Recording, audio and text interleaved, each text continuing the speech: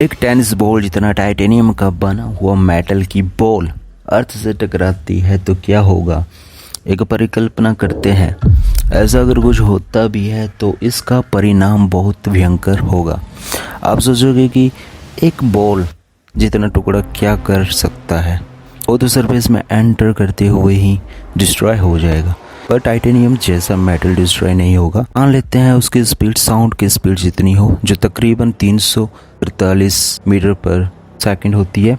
अगर ऐसा कुछ होता भी है तो सबसे पहले एक सोनिक बूम जैसी साउंड सुनाई देगी और ये हमें ऐसा दिखाई देगा जैसे बुलेट गन से निकलने के बाद दिखाई देती है, और इसकी साउंड हमें कंपन की तरह सुनाई देगी। जैसे ये जमीन के पास पहुंचेगा, ये इनक्रेडिबल फोर्स के साथ अर्थ की सरफेस से टकराएगा और इससे उत्पन्न हुई शॉक वेव से ग्राउंड दर दर कांपने लगेगा। जहाँ ये टकराया था इसके आसपास और इसके टकराव के कारण एक बहुत बड़ा गड्ढा यानी क्रेटर बन जाएगा, और क्रेटर यानी कि गड्ढा, उसके चारों ओर दरारें पड़ जाएगी और ये डैमेज अब यहीं तक नहीं रुकेगा। जो शॉक वेव इससे उत्पन्न हुई है उसके कारण landslide, rock falls and other geological events होंगे और इसकी आवाज़ बहुत मीलों दूर तक गूंजती हुई सुनाई देगी। अगर ये न्यूयॉर्क और दिल्ली जैसी सिटी पर गिरता है तो ये पूरी की पूरी सिटी को ही तबाह कर देगा। इससे बना हुआ क्रेटर यानी गड्ढा 20 किलोमीटर डायमीटर जितना होगा और इससे एक मैसिव एक्सप्लोजन होगा। इससे निकलने वाली एनर्जी बहुत किलो टन TNT जितनी होगी। इसके एक्सप्लोजन से बहुत हीट पैदा होगी। ह्यूमन और अदर लिविंग थिंग्स का तो नामो निशान ही खत्म हो जाएगा।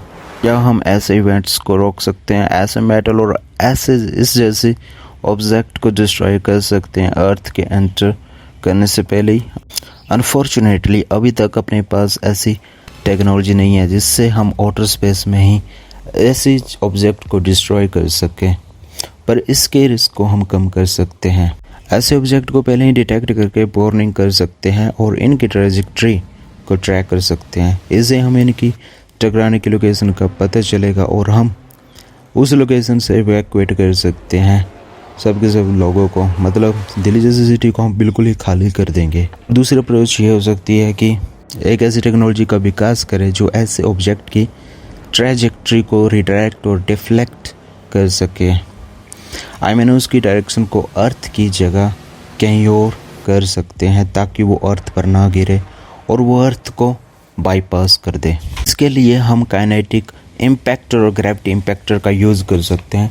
ग्रेविटी इम्पैक्टर एक ऐसी टेक्नोलॉजी है जिसके पास अपनी ही ग्रेविटी होती है और वो ऐसे ऑब्जेक्ट को अपनी तरफ खींच सकती है, और जिसकी वजह से हम ऐसे ऑब्जेक्ट की लोकेशन को चेंज कर सकते हैं, उनकी डायरेक्शन ट्रैजेक्टरी को चेंज कर सकते हैं।